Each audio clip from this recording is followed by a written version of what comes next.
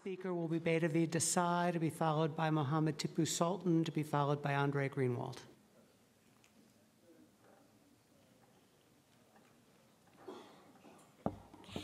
Good morning. Good morning, everybody. My name is Betavi Desai. I'm the Executive Director of the New York Taxi Workers Alliance. There's so much to say with regards to these proposals. First and foremost, I want to say that we're all here today because thousands of drivers sacrificed hour after hour to hit the streets and demonstrate for months on end. And our demonstrations and actions were all led by the spirit of 6 families who saw the worst in their crisis as 6 of their family members took their lives.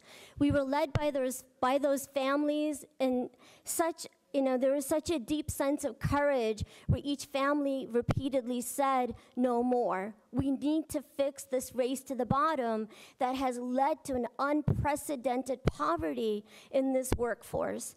Well, we appreciate the beginning of this proposal. The bottom line is it's a start, but it's simply not enough. The framework of this proposal keeps in place upfront pricing. The rates that Uber used to pay drivers just up until 2016 were so much higher per trip compared to what they are today.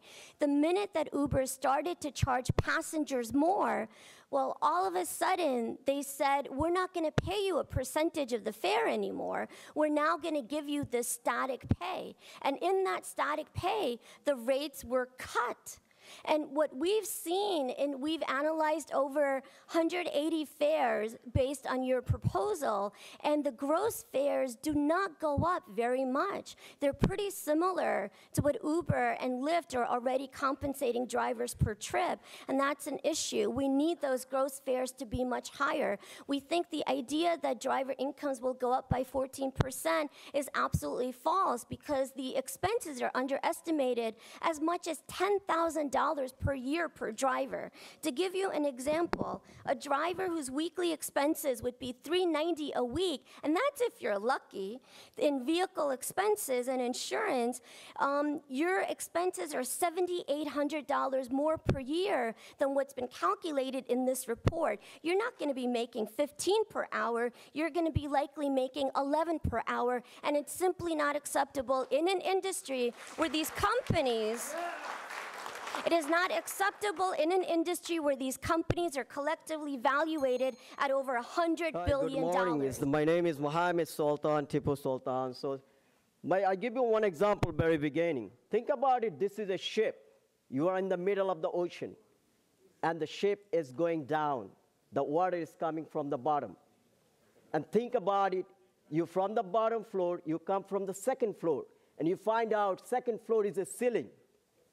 As today the proposal, that's $15, $70, whatever the calculation it is, you are in second floor and there is a ceiling right there. You cannot go up. New York Taxi Worker Alliance proposal, there is no ceiling. You can go up.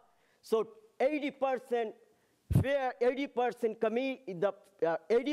income should be driver pocket, not the Uber any commission. It should be commission-based. It should be commission-based. 80% income should be driver pocket. 20% should be the Uber commission. There will be no upfront price. There will be no upfront price. 1 meter, 1 fare. That's it. You get it. So New York Taxi Worker Alliance one, every meter should be same meter rate. It should be same meter rate. Green, yellow, Uber, Lyft, all the app-based cars. I want to just clarify.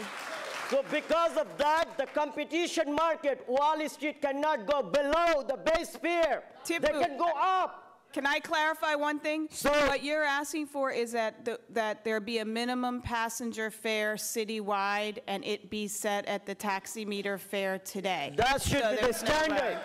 Yes. So if the taxi meter setup go up, everybody go up. So that's the way I am saying New York Taxi Worker Alliance proposal. There is no ceiling. So when the ship goes down, you can lift, you can go, you can see, you can breathe. Someone can rescue. But the proposal they're giving you is not, there is a ceiling right there. We do not want that ceiling. We want to break the ceiling and go up. It's a commission base as the driver working all the time. And also, we want the minimum set up the meter, then we want the fare hike. All the drivers should be fare hike.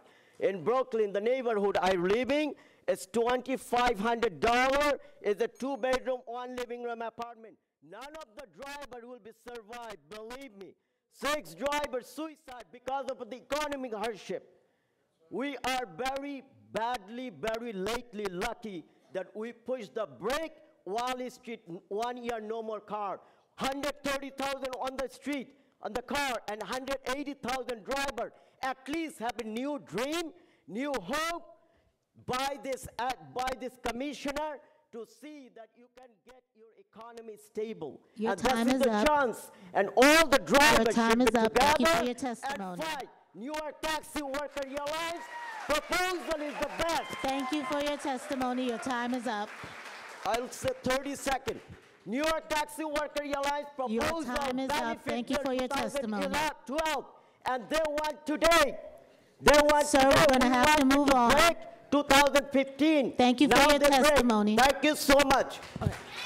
The next, Maturin Lobe. I'm also a member of the NYTWA. I've been on both sides as a driver, yellow, green, black, and I also work with the Borough of Brooklyn. But I'm not here today to speak on behalf of the Brooklyn Borough President. I was glad her colleague was here this morning. Chairman Josie, I appreciate you taking this effort to bring these regulations into effect. I have a very great regard for you, Madam Commissioner, because the first time I met you at the, I think, step of City Hall, I gave you my business card because I have a specific issue, and I received a call from your office, and I was very impressed by that quick, well, like 2 hours. I don't want to be long, Commissioner, for what you're doing already, but I want to ask you a question. I wish the chronometer would give me time for that question, and I wanted to answer it. Why is it that in the world a company called American Lease, this company is located at 1165 Ogden Avenue in the Bronx, a licensed TLC base. I paid them $78,000 for a used MKT Lincoln with 35,000 miles on it. This is their receipt. It's not my receipt. I'm not going to go through detail because there's no time. As every I've said, I got sick, I was homeless, but I went back to drive a yellow cab just to pay for that car so that I could have that car back as something I've worked for 3 years. After 3 years, I don't have the title of the car, but I called your office. They took that same title they were using for the medallion and registered another car right now on the street, running on my blood and sweat. Commissioner, there's a guy who said here earlier that it's not a Uber problem, it's not a Lyft problem, it's a city problem, it's the state problem to allow a company like American Lease that fraudulently they use my signature and sign a second contract. I send it to your office, the driver protection unit, they got to change that name. It does not protect the driver. It protects the corporation. And that's sad, because if as a driver I have an issue, they'll offer me a ticket up, but why does a corporation break the law and they're still free? They have about 2,000 cars.